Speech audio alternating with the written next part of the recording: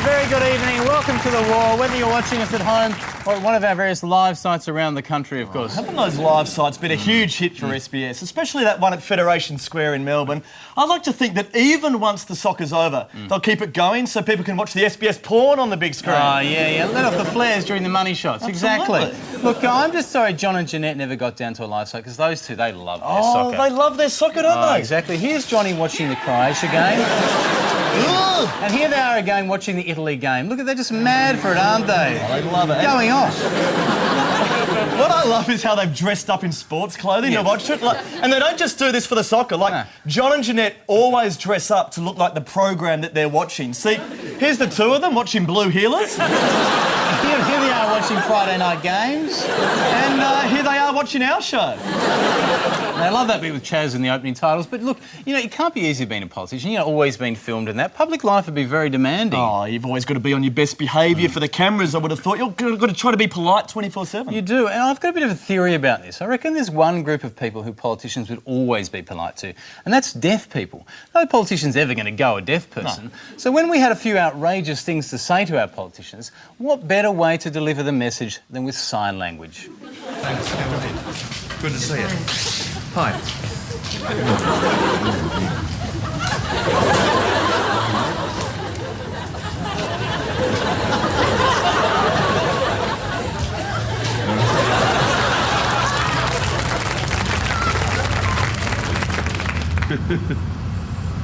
Absolutely.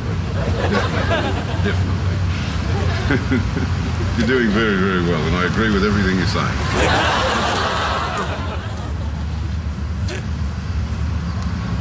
No problem. Thank you. Nice to see you. Can someone help me sign it? Yeah. Okay. You want to read my text? Okay. It's at the front door. Okay? Okay. Thank you. Why don't we have a discussion later on? Appreciate that.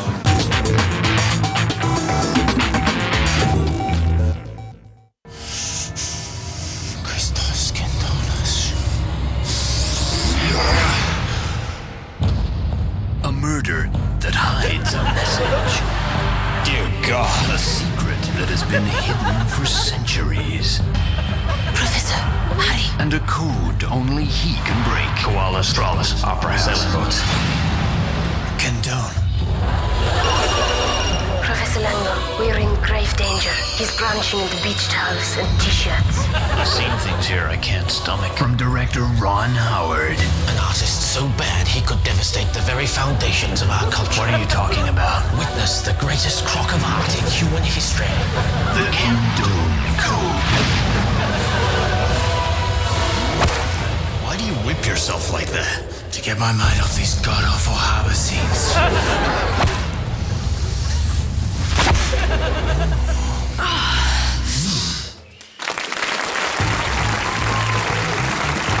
Now, if there's one thing I really hate, it's spam emails. I get them all the time, and normally, like anyone, I just delete them.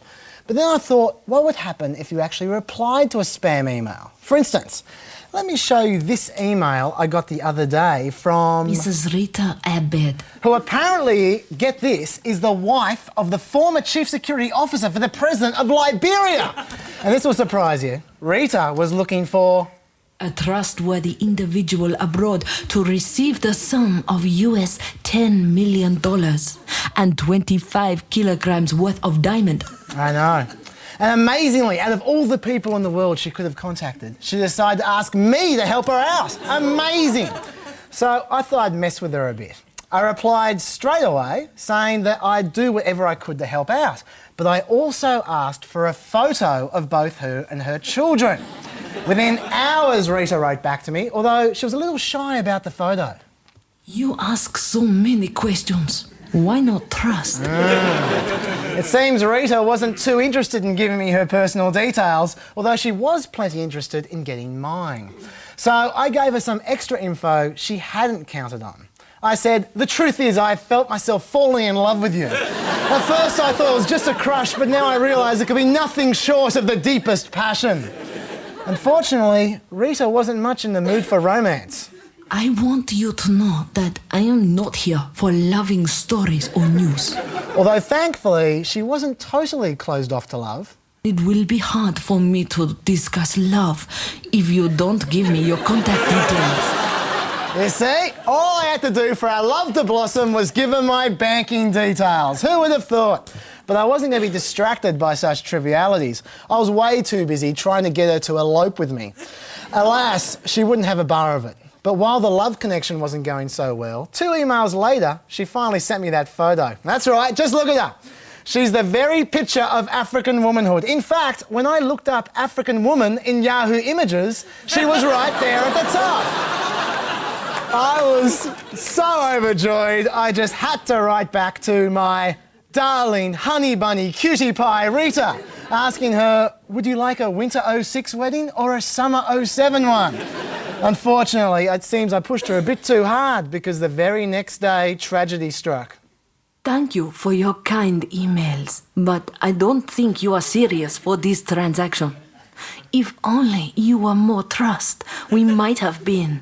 Right on the eve of our wedding, Rita got cold feet. And all because I wasn't trust enough. I was devastated. I thought I'd never love again, but then, 2 days later, I opened up my inbox and there he was. Prince Mike Camara of Cote d'Ivoire. Ooh, a prince. I replied to him immediately, and I reckon this time we're going all the way.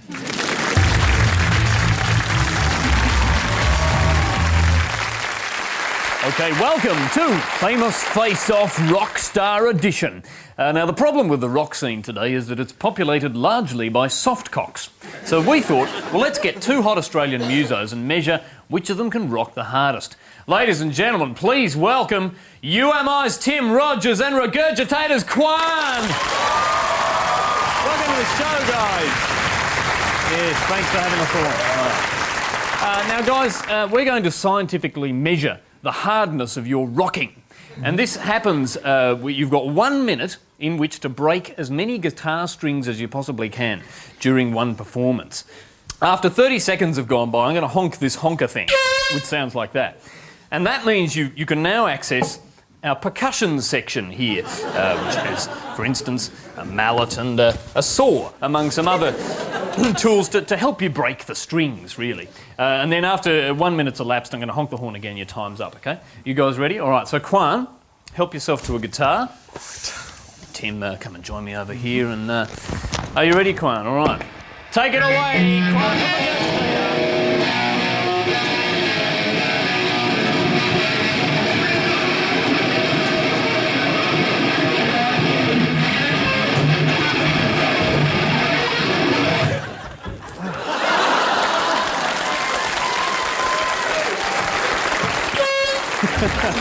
Can I just plug this back in? Right, maybe plug the guitar back in as best you can, yeah. All right. Yeah!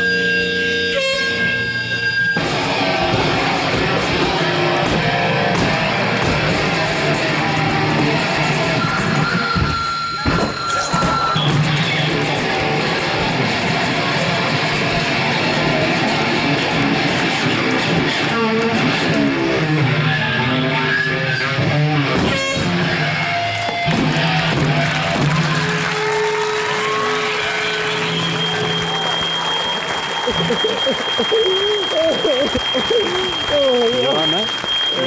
I was thinking my divorce pills.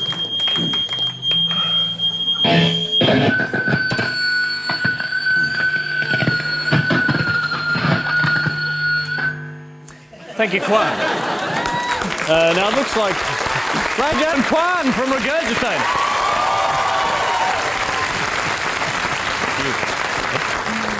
Looks like you broke 5 strings, Quan. Now that's reasonably hard. Tim, come over here, Tim. Look, help yourself to your guitar over there, Tim. I'm glad you brought it in, especially. Axe.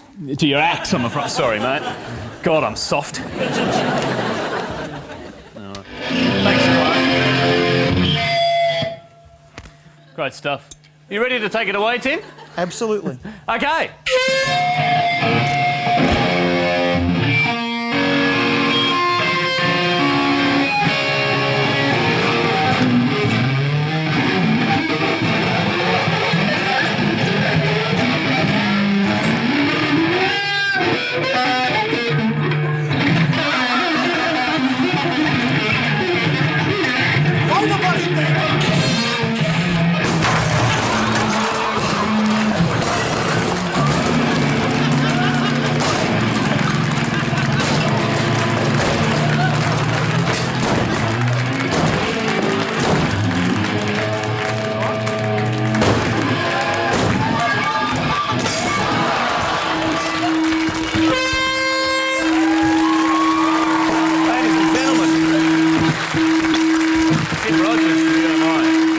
Congratulations, Tim.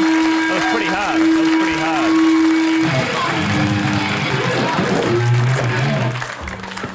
It looks you broke an incredible one string.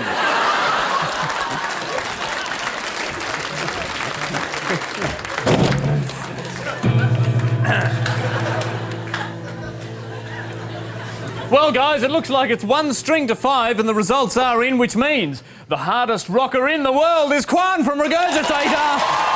Well done, Quan.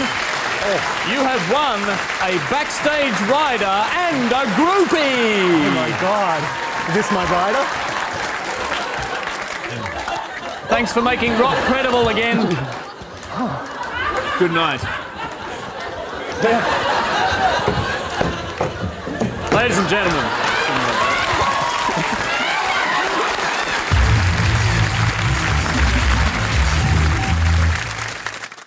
At Spotlight, we're having a massive working conditions clearance. A new shipment of AWAs is on the way and all existing rights must go. Penalty rates 100% off. Overtime 100% off. Rostered days off, gone. And all this for only 2 cents an hour. Spotlight, for AWA bargains you simply can't refuse.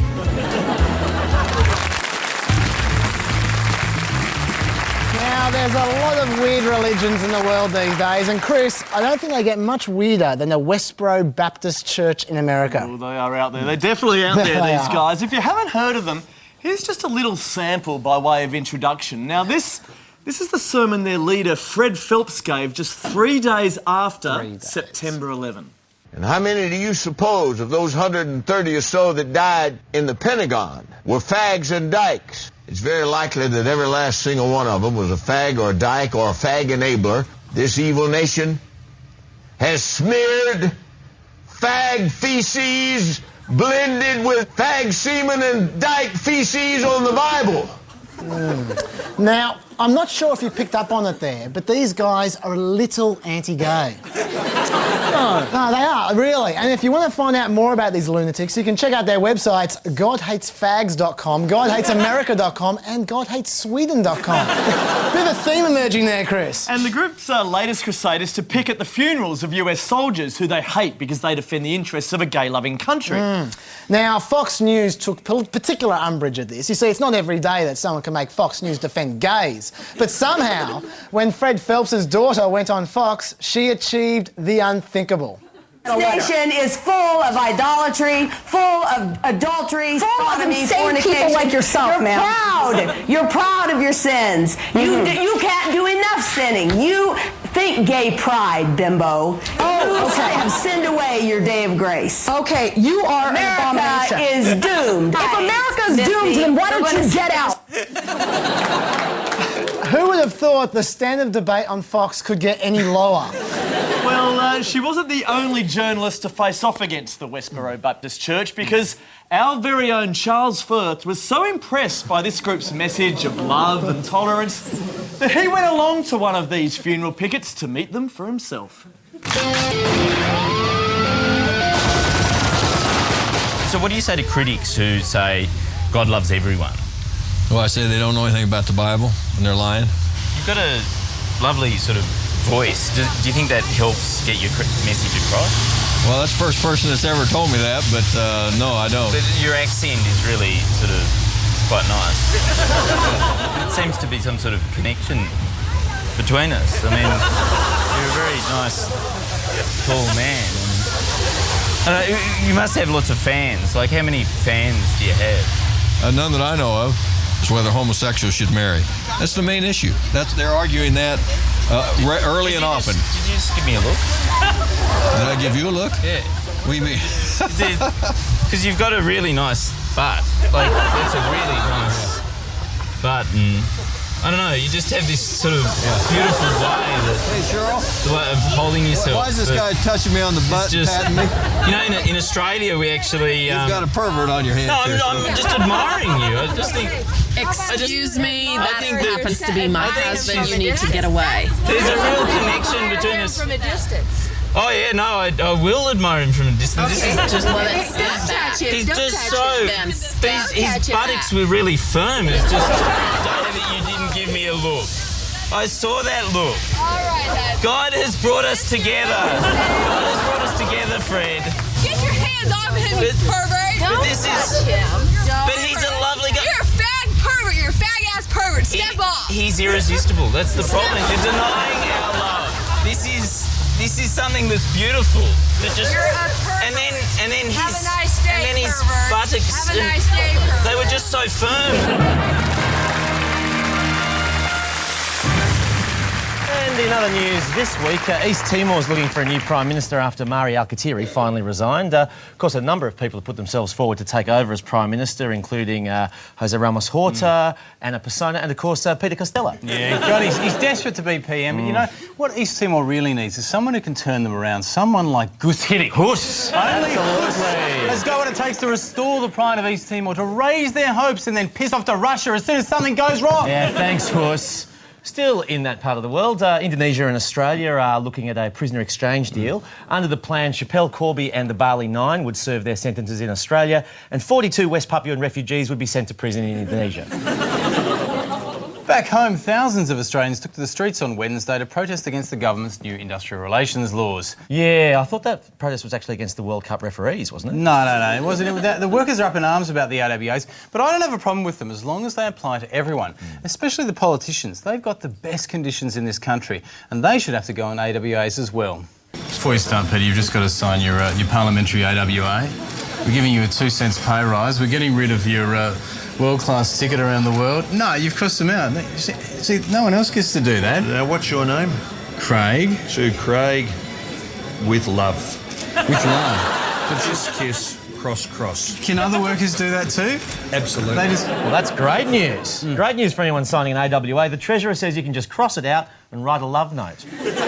Meanwhile, Network 10's been forced to drop its controversial Big Brother Adults Only program, and also Housemates Hypnotised, the new special. Some people were worried that hypnotising the housemates might make them publicly humiliate themselves. So the producers would just keep using alcohol to do that. Yeah. And of course, the world's second richest man, Warren Buffett, has said he's going to give away 80% of his fortune to the world's richest man, Bill Gates. What a great way to help the poor. Yeah, look, I don't think you should be so cynical about that, Craig, because he's giving it to the Gates Foundation, which has, of course, taken up the challenge of trying to stop the AIDS virus. Now, given how many viruses Bill Gates is responsible for, it's the least he can do. Yeah. Mind you, I have to admit that when it comes to philanthropy, I much prefer Apple. I mean, I think their vaccines are just so much more stylish. Oh, yeah. To the World Cup now, and the quarterfinals take place this weekend with England, Germany and Brazil among those teams still vying to become football world champions, while Italy is still in the hunt to become world champions of diving. So cruel, wasn't Bastard. it? I'm really going to miss, getting up early in the mornings to watch the game on SBS. I personally didn't like watching on SBS. I much preferred watching the Sunrise team watching the soccer. Oh, yeah. It's great viewing. Or even better than that, watching the Sunrise team watching the Prime Minister watching the soccer. Right, absolutely. That was great. Finally, fallen businessman Brad Cooper has been sentenced to jail over his role in the HIH bribery scandal. Yeah, look, this couldn't have happened to a nicer guy. I know he's really helped me out in my life with his motivational audio tapes. Every morning I wake up to pearls of wisdom just like this. Your personal development should be like an orange, sucked of its last atom of juice. Wise words. Yes. Wise words. Yep. Take that on board, people. You know, I'm sure Brad himself could really use that advice and get himself through this tough time in jail. So I headed out to Silverwater Jail this week to help him out. Here's Brad Cooper, and here's a milestone tape series that will transform the way you look at your business life. Your personal development should be like an orange, sucked of its last atom of juice. Let's go this for Brad. Remember to suck the orange, mate. It's Brad's words. Brady Cooper. Just motivating him, mate. Just motivating him. I have realised that my message is now making a real difference. Excuse me. Hello? Departmental property, you have to be asked to leave. We have to go?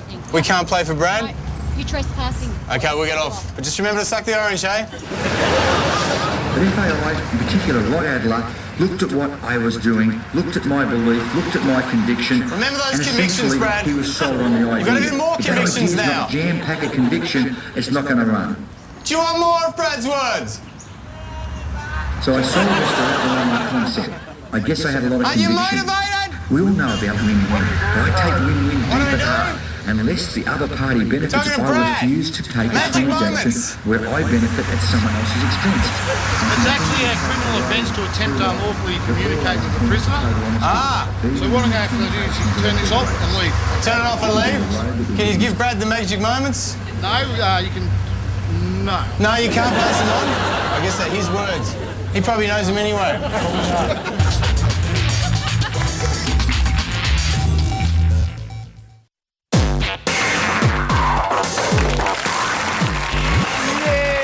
Time now for another ad road test, a segment where we take scenarios from TV commercials to see if they work in real life. And it's a World Cup special this week, isn't it, It is, Chris, a World Cup special. There have been a lot of ads on lately with a fairly lame World Cup tie-in. And Tom hit us on the guest book asking if we could look into this particularly feeble one by Telstra. Now here we go. You've got a mother and son going to the fruit shop and they have so much World Cup fever they can't resist having a game of soccer with the honeydew melon. Look at those skills. Oh, look, the mum's good. She's good. Now, how do you think the shopkeeper is going to react to this? The shopkeeper doesn't mind at all. Look, hey, he's a Harlem Globetrotter. He's got the fever too. He's got it. He's totally happy for people to come in and kick around his fruit. But would this happen in the real world? We visited some fruit shops this week to find out. Let's go. Go on.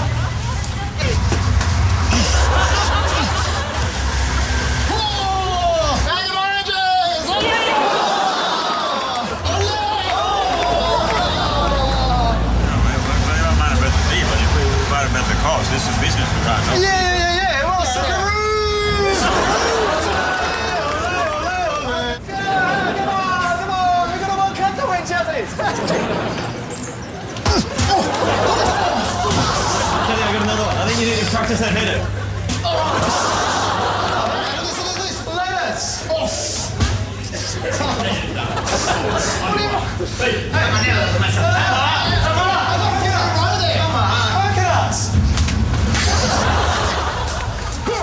Yeah!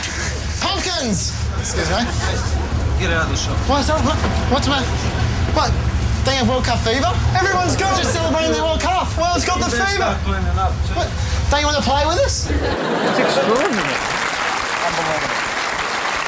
How could they not have the fever? I mean, it's heresy. It's un-Australian and it's un-Italian. Right. And so, once again, the ad has proved to be a sham. Actually, the hang on, advertisers Andrew. have lied to us.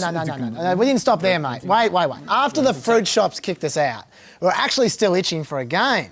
So next we went along to Telstra themselves. Surely they'd let us practice what they preach in one of their own shops.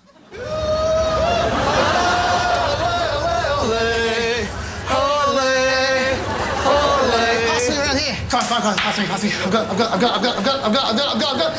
Ooh, watch out. Oh, God!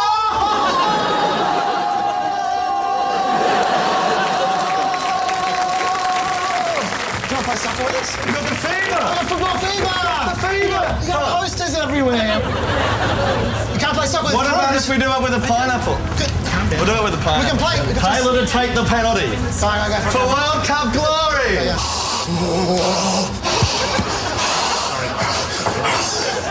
I'm sorry that we lost the game, but unfortunately, we have to go. The game continues even though Australia's out, but we still got the fever. Telstra told us we did. We're soccer fanatics. Yeah, I appreciate that, but unfortunately this is a place of business and our customers are feeling a little bit uncomfortable. I'd appreciate it. They can play too. We're not going to exclude them. Can you at least spin the food on your finger? Not at all. I'm sorry, I can't do that. Please grab your fruit and leave outdoors. I'm sorry. Sorry. See you in 2010. Saw Telstra be back on the bandwagon there. Oh, it's unbelievable. That's outrageous. The breathtaking double standards on display there. Double standards. I know. This from the company that prides itself on customer service. I didn't see a lot of it that day, Chaz. Well, I didn't know this either, but then again, I was distracted by those fetching orange vests. Yeah, well, you know what? I reckon those orange vests means they support the Netherlands. That's why they were against you. They chucked you out because of it. We should just say to any kids watching who might be thinking of trying the same thing, please do. It's immensely satisfying to piss off Telstra. Well, that's all we have time for tonight. Have a fantastic weekend, and we'll leave you with another sermon of the Reverend Fred Phelps, delivered just 1 week after the Asian tsunami. Good night.